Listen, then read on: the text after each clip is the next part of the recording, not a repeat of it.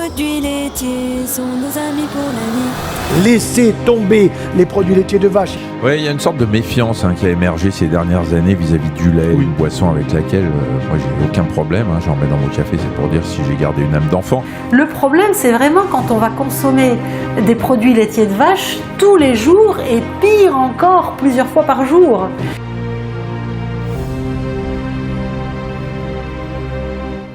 Alors aujourd'hui on va s'attaquer à un gros morceau puisqu'on va parler du lait de vache. Énormément consommé en Europe et aux États-Unis, le lait est depuis de nombreuses années considéré comme un aliment permettant une bonne santé. Le lait faisant partie des produits laitiers, ils sont recommandés à hauteur de 3 fois par jour. J'ai moi-même consommé du lait pendant des années sans avoir aucun problème. Mais depuis quelques années, on a vu l'apparition d'une communauté anti-lait qui voudrait voir la suppression du lait dans notre alimentation. C'est à partir de là que l'image du lait a commencé à s'écorner.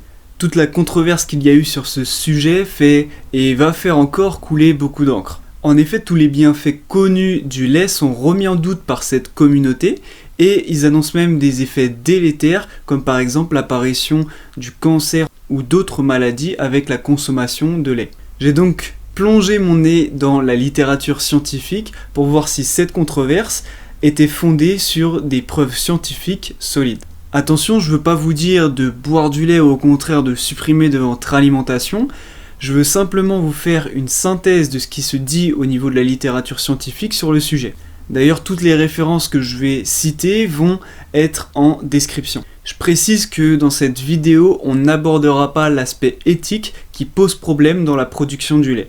On va aborder plusieurs thèmes dans cette vidéo, notamment sur les effets du lait sur la digestion, l'acné, l'ostéoporose, les cancers, les maladies cardiovasculaires, l'obésité, etc.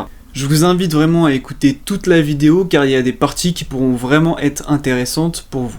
Juste avant de commencer ce fameux sujet controversé, pensez à vous abonner et activer la cloche des notifications pour ne pas louper les prochaines vidéos.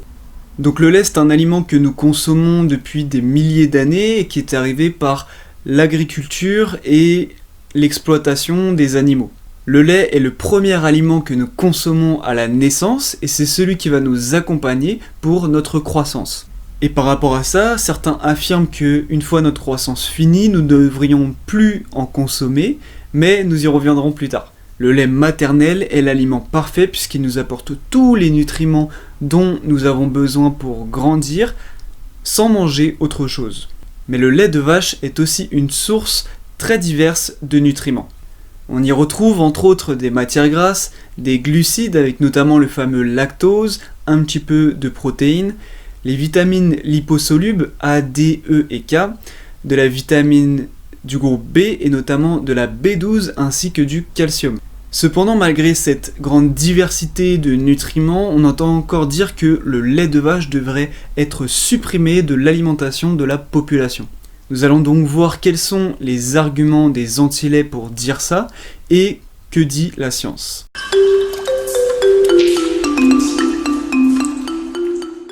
Je voudrais commencer avec un argument qu'adore la communauté des anti-laits.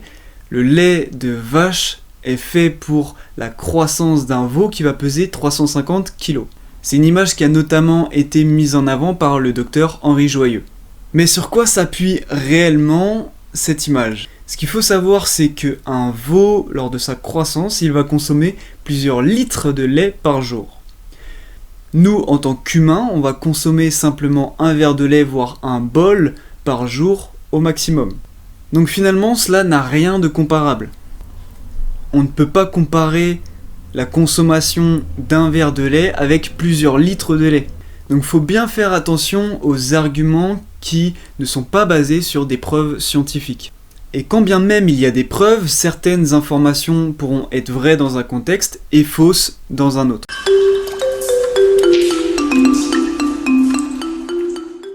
L'autre argument, c'est que l'humain est le seul à boire du lait d'une autre espèce. Cependant, c'est totalement faux puisque vous pouvez le constater vous-même si vous donnez du lait à vos animaux domestiques, ils le boiront même s'ils ont fini leur croissance. D'ailleurs, on l'observe aussi chez les animaux sauvages. Attention, le lait n'est pas indispensable à l'homme lorsqu'il a atteint l'âge adulte, néanmoins, il constitue une source de nutriments intéressante. Voyons maintenant les arguments qui s'appuient sur des réelles preuves scientifiques.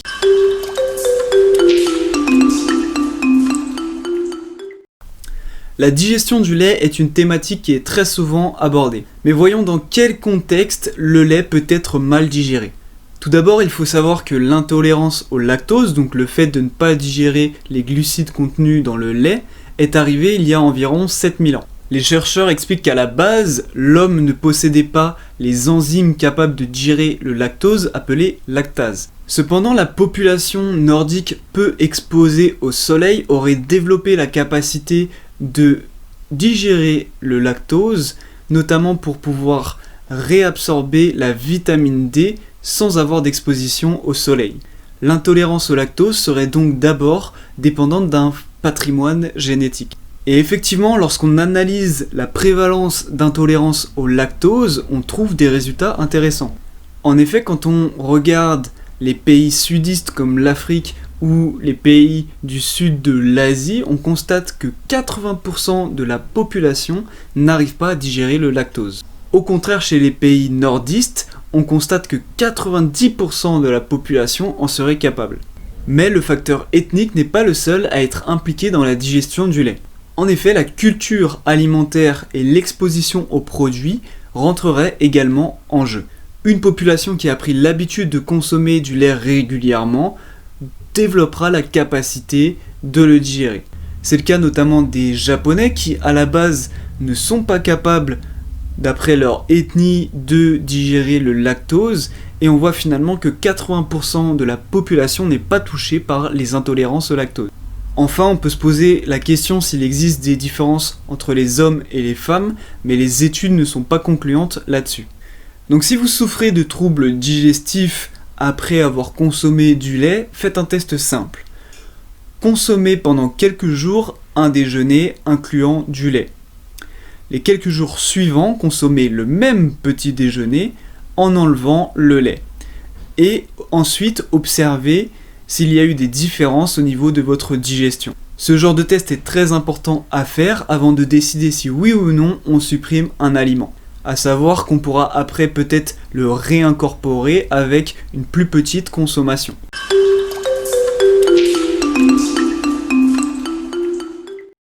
Concernant les allergies, je vais être très bref car elles ne concernent pas plus le lait que d'autres aliments. C'est même le contraire puisque chez l'adulte, les allergies au lait sont très faibles.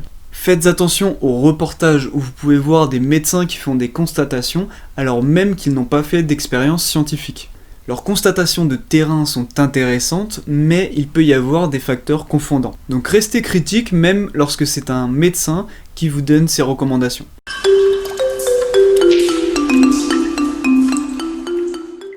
Donc les molécules, elles sont sécrétées par différents organes comme l'hypothalamus. Elles vont ensuite circuler dans le sang jusqu'à atteindre la cellule cible et elles vont agir sur leur fonctionnement.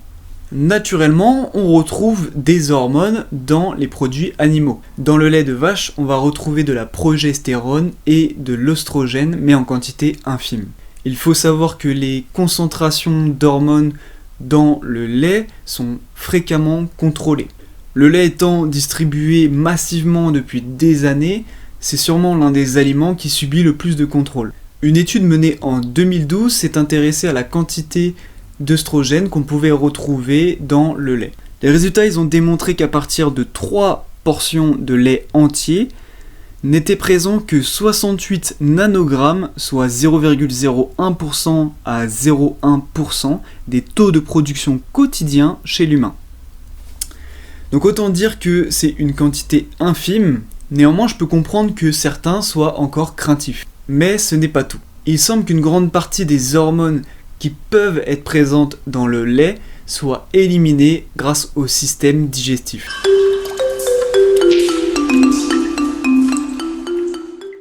En ce qui concerne les pesticides et les antibiotiques, il faut savoir que les contrôles encore une fois sont fréquents. Donc si les quantités sont nocives dans le lait, il va tout simplement être retiré du marché. Cependant, les contrôles ne sont pas les mêmes en fonction des régions ou même des pays, donc faites attention à l'origine de votre lait. Il faut savoir que l'herbe que va manger une vache va directement impacter la qualité de son lait. Il faut faire attention aux fermes qui surexploitent la production de lait, puisque il arrive que certains rajoutent dans l'herbe mangée par les vaches des nutriments énergisants. Favoriser du coup un lait issu d'agriculture biologique et qui est issu d'un circuit court.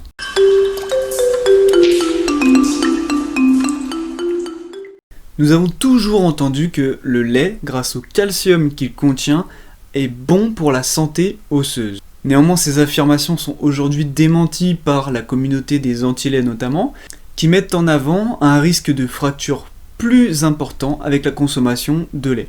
Mais voyons ce que dit la littérature scientifique. Ce qui est sûr, c'est que ce que disent aujourd'hui les études est très contradictoire et il est difficile de tirer des conclusions. Cependant, comme le souligne le GRIO, le groupe de recherche d'informations sur les ostéoporoses, les données aujourd'hui disponibles sur un potentiel effet délétère du lait de vache sur la santé osseuse proviennent d'études épidémiologiques d'observation. En d'autres termes, ils ont simplement vu que chez les personnes qui avaient un risque de fracture important, la consommation de lait était présente. Donc ici, on est simplement sur une corrélation et non une causalité. D'ailleurs, d'autres études épidémiologiques n'ont pas fait les mêmes constatations. Donc pour le moment, il n'existe pas de preuves concluantes sur le fait que la consommation de lait pourrait entraîner un risque plus important de fracture.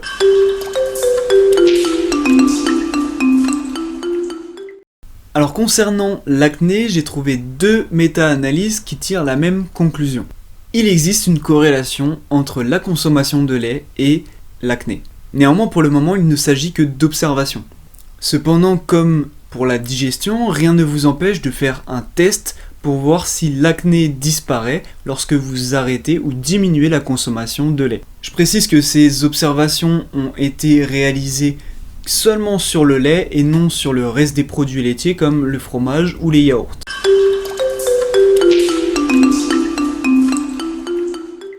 Commençons avec le risque d'AVC.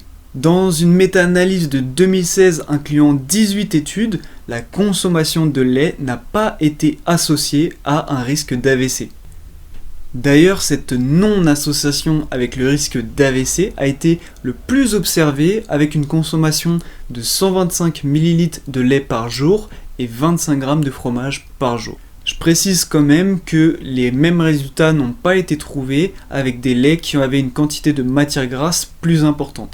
Apparemment, ce serait le potassium contenu dans le lait qui permettrait de réduire la tension artérielle et ainsi diminuer le risque d'AVC. Donc si on continue sur les maladies cardiovasculaires, j'ai trouvé cette fois-ci une méta-analyse réalisée en 2017 qui démontre que 29 études de cohortes prospectives ont trouvé comme résultat que la consommation de produits laitiers à raison de 200 g par jour n'est pas associée à un risque de mortalité cardiovasculaire, toutes causes confondues. Cependant, on peut se dire que si on consomme des quantités plus importantes, le risque de mortalité va être également plus important. Néanmoins, comme le montre cette autre méta-analyse, la consommation de produits laitiers en quantité élevée n'est pas associée à un risque de mortalité plus important. Comme vous pouvez le constater sur le graphique, le seuil de risque de mortalité est globalement passé avec la viande ou le fromage, mais pas le lait. C'est sûrement dû à leur quantité plus importante en graisse saturée, mais aussi à des quantités plus importantes consommées.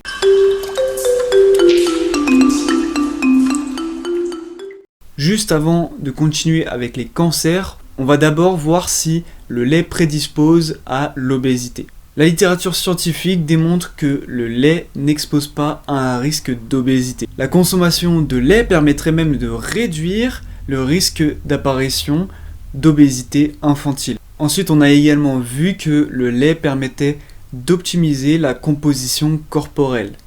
Cela est évidemment dû à la diversité de nutriments qu'il contient.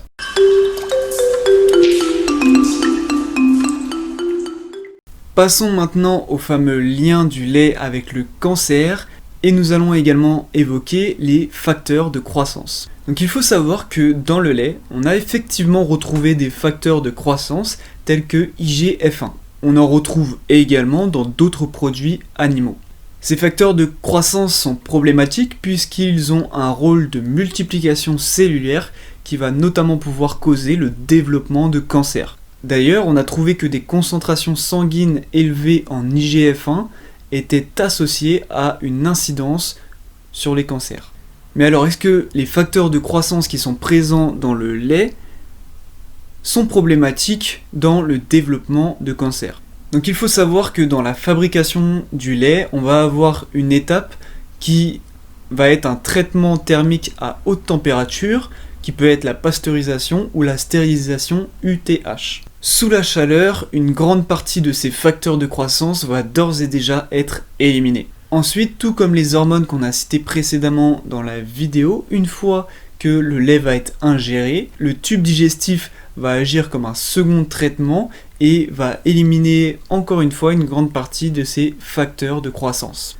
L'ANSES, l'Agence nationale de sécurité sanitaire de l'alimentation, de l'environnement et du travail, conclut même que si une quantité faible atteindrait notre circulation sanguine, le risque de développer des cancers serait très faible. Alors c'est faible mais potentiellement présent. Donc on va maintenant voir si les études faites sur le sujet ont trouvé quelque chose. Donc malgré des constatations plus anciennes d'un risque de cancer de la prostate, du sein et du côlon, des études plus récentes n'ont pas démontré les mêmes effets. Les données suggèrent que le lait serait même associé à une réduction des cancers de la vessie, du sein et du côlon.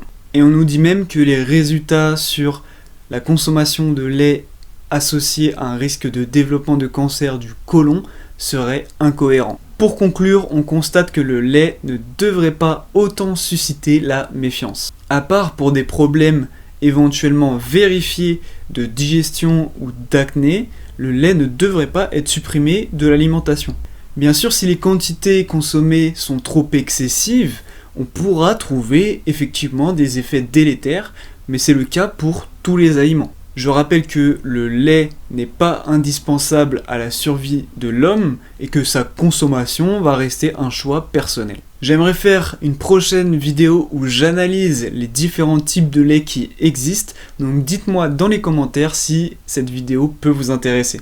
Voilà, j'espère que cette vidéo vous a plu, elle m'a demandé beaucoup de travail, je vais vous mettre toutes les références en description. Si c'est le cas, n'hésitez pas à mettre un pouce bleu et je vous dis peace.